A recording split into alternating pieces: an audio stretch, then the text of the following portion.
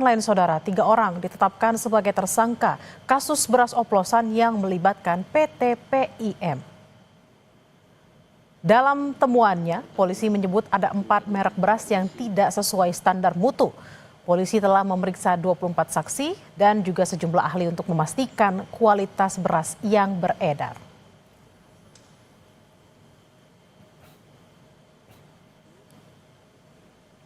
Telah menemukan bukti yang cukup untuk menetapkan tersangka yang bertanggung jawab terhadap produksi dan peredaran beras premium yang tidak sesuai dengan standar mutu pada kemasan. Adanya beras premium merek Sania Fortune, Sofia dan Sip yang didapat dari beberapa lokasi pasar tradisional dan retail modern, dan setelah dilakukan uji laboratorium diketahui hasil komposisi beras tidak sesuai standar mutu.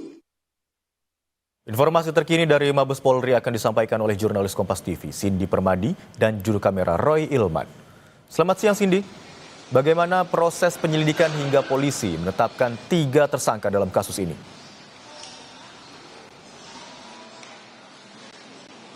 Iya, Imron, selamat siang. Dari hasil penyelidikan sudah ditemukan adanya dugaan tindak pidana. Ini menjadi alasan kenapa akhirnya polisi meningkatkan statusnya menjadi penyidikan, dan berakhir pada hari ini adalah rilis dari 3 orang tersangka yang merupakan pimpinan dari PT PIM. Yang tapi disebutkan ketiga tersangka ini tidak dilakukan penahanan. Ini juga sama dengan apa yang dilakukan oleh Polri terhadap 3 tersangka kasus yang sama tapi berbeda PT, yaitu PT FS pada beberapa hari sebelumnya tidak dilakukan penahanan dengan alasan para tersangka cukup kooperatif sehingga tidak dilakukan penahanan.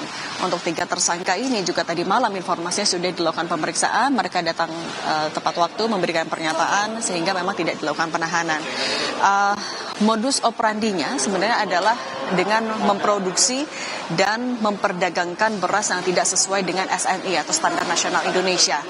Beberapa temuan dari polisi yang dirilis tadi, misalnya adalah pertama ditemukan baik itu dari pasar tradisional maupun dari retail modern, dan kemudian diuji dari hasil laboratorium tidak sesuai standar mutu yang diatur dalam peraturan Menteri Pertanian dan Kepala Bappenas. Nah, yang kedua, fakta yang kedua yang ditemukan polisi adalah bahwa meskipun sudah ada teguran tertulis, permintaan klarifikasi, tapi dari pihak direksi tidak ada upaya perbaikan signifikan terhadap temuan tersebut. Dan yang ketiga, kemudian ditemukan kalau sebenarnya di perusahaan itu ada dokumen instruksi kerja, ada dokumen untuk tes analisis quality control, proses produksi beras, pengendalian proses dan lain-lain, tapi pengendaliannya disebutkan tidak dilakukan dengan baik.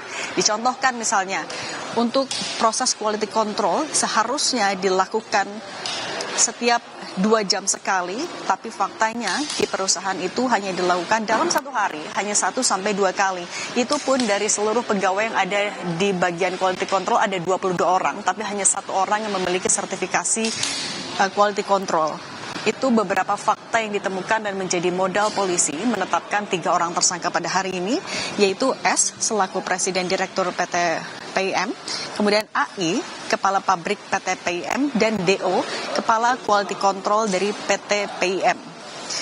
Selain itu juga ada beberapa alat bukti yang disita oleh polisi, tadi ditunjukkan kepada wartawan. Misalnya ada beras lebih dari 13.000 karung, baik itu dalam patahan kecil, besar, dan lain-lain. Kemudian juga ada beberapa dokumen seperti dokumen legalitas, dokumen izin edar yang dijadikan materi ataupun juga jadi alat bukti, dan nantinya tidak menutup kemungkinan akan didalami lagi kepada para tersangka dalam pemeriksaan perdananya dengan status barunya itu. Kepada para tersangka, mereka disangkakan pasal Undang-Undang Perlindungan Konsumen dengan ancaman hukuman 5 tahun penjara dan denda 2 miliar rupiah. Selain itu ada pasal lain dari Undang-Undang TPPU dengan ancaman pidana hingga 20 tahun dan denda 10 miliar rupiah. Total dari polisi dalam mengungkap kasus ini sudah memeriksa 24 orang saksi. Kemudian beberapa ahli, misalnya dari ahli ahli pidana, kemudian juga ahli laboratorium pengujian beras, ahli lab pengujian mutu produk dari Kementan dan lain-lain untuk menetapkan memastikan bahwa pasal yang disangkakan juga sudah tepat, kemudian memastikan bahwa kasusnya ini sudah ditemukan adanya dugaan tindak pidana. Setelah ini yang masih akan dilakukan oleh polisi adalah memanggil dan memeriksa ada dari ahli korporasi untuk memastikan seperti apa tanggung jawab dari pihak korporasi dalam perkara ini. Kemudian juga akan mengumpulkan rekening-rekening dan juga aliran dananya untuk nanti diserahkan ke PPATK untuk dianalisis lebih lanjut.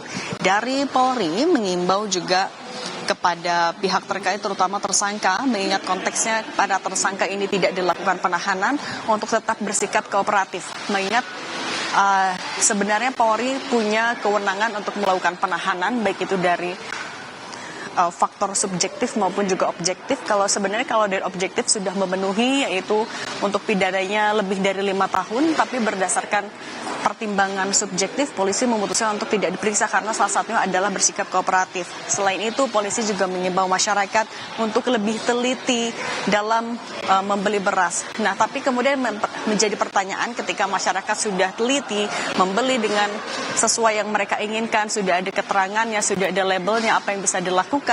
Kalau tadi dari pemerintah menyebutkan meminta juga untuk masyarakat selain juga lebih cermat, tapi ia memastikan kalau beras-beras yang sudah terindikasi tidak sesuai dengan SNI akan diminta untuk tetap dijual tapi dengan penurunan harga. Itu yang menjadi solusi dari pemerintah, sambil beberapa kebijakan lain akan juga tetap dikaji, dan dari Satgas Pangan yang juga salah satunya adalah Polri akan tetap melakukan pengembangan mencari apakah ada atau tidaknya lagi perusahaan-perusahaan lain yang melakukan dugaan tindak pidana berupa mengoplos beras. Imron. Baik, Satgas Pangan hari ini telah menetapkan tersangka dalam kasus beras oplosan dan pengembangan kasus ini masih terus dilakukan karena masih ada dugaan terkait dengan perusahaan yang mengoplos beras dalam kasus ini. Terima kasih atas laporan Anda, jurnalis Kompas TV Cindy Permadi dan juru kamera Roy Ilman yang melaporkan dari Mabes Polri. Kita ke sorotan lain, Saudara. Petugas Satreskrim Polresta Sidoarjo membongkar industri rumahan beras oplosan di Desa Keper, Kecamatan Krembung, Kabupaten Sidoarjo, Jawa Timur.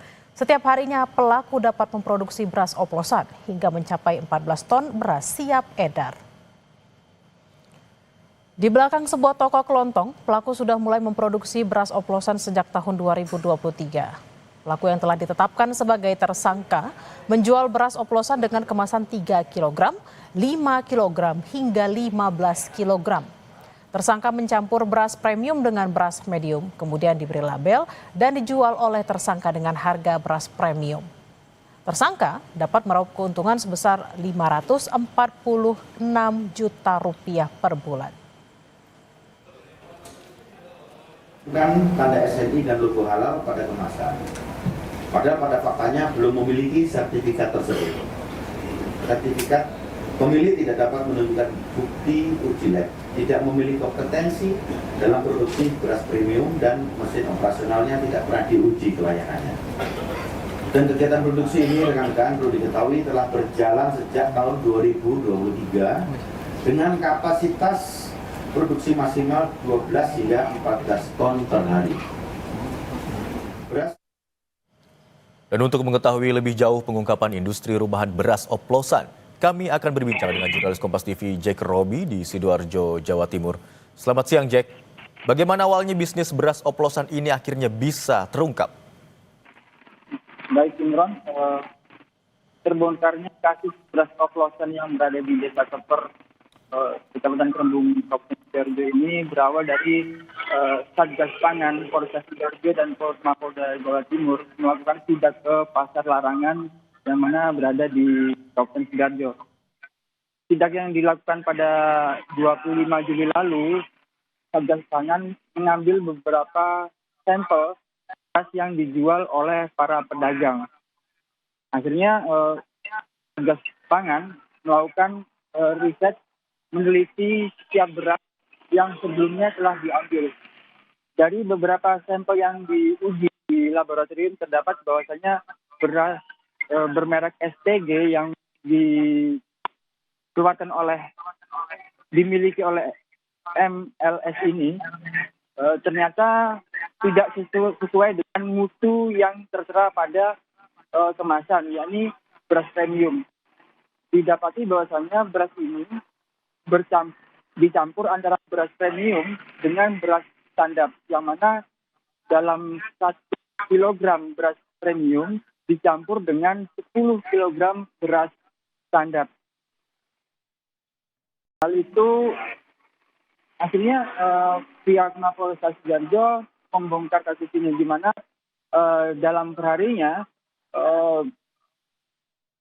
pabrik home industri ini dapat menghasilkan 12 hingga 14 ton per hari. MLS ini yang kini sudah ditetapkan tersangka oleh Polresta Sidoarjo juga memiliki 3 buah mesin yang dapat disebut canggih. Di 3 mesin ini berada di belakang rumah tersangka. Demikian. Jack, ini kan sudah cukup lama, kemudian jumlahnya juga cukup besar mencapai 12 hingga 14 ton. Lalu bagaimana caranya si penjual ini bisa melakukan dagang begitu ya, berdagang tanpa ketahuan oleh Satgas maupun pihak berwenang lainnya? Praktek pengoplosan beras oplosan ini sendiri sudah berlangsung sejak 2023 lalu, yang mana menurut pengakuan tersangka, beras-beras yang ia jual di beberapa pasar di Kabupaten Sidoarjo, di Kabupaten dan Kota Pasuruan, ada beberapa dari marketing yang menawarkan produk beras oplosan ini ke toko-toko kelontong yang ada di 2 kabupaten dan 1 kota di Jawa Timur tersebut. Demikian. Baik, tadi Anda katakan pedagang ini melakukan distribusi begitu ya, ke warung-warung kelontong dan juga warung lainnya. Lalu bagaimana status dengan distributor dari beras oplosan ini? Baik, menurut Kapolres Sidoarjo maupun Kapolda Jatim yang merilis kasus ini pada Senin lalu menyatakan bahwasanya seluruh distributor ataupun pemasaran pihak pemasar masih bersaksi sebagai saksi dalam kasus ini. Dalam kasus ini sendiri, pihak kepolisian sendiri masih menetapkan 1 orang tersangka, yakni pemilik usaha beras oplosan. Demikian. Sementara dari konsumen, apakah sudah ada tanggapan terkait dengan kasus ini yang akhirnya diketahui? Sampai sejauh ini masih belum ada keluh dari pihak konsumen. Namun Kapolda Jawa Timur yang kemarin memutuskan bahwasanya seluruh aparat kepolisian di seluruh Jawa Timur diminta untuk memeriksa toko-toko kelontong jika ada merek STG yang masih beredar di pasaran, diharapkan untuk dicari agar tidak beredar di kalangan masyarakat. Demikian. Baik, terima kasih atas laporan Anda, jurnalis Kompas TV, Jack Robi yang melaporkan dari Sidoarjo, Jawa Timur. Informasi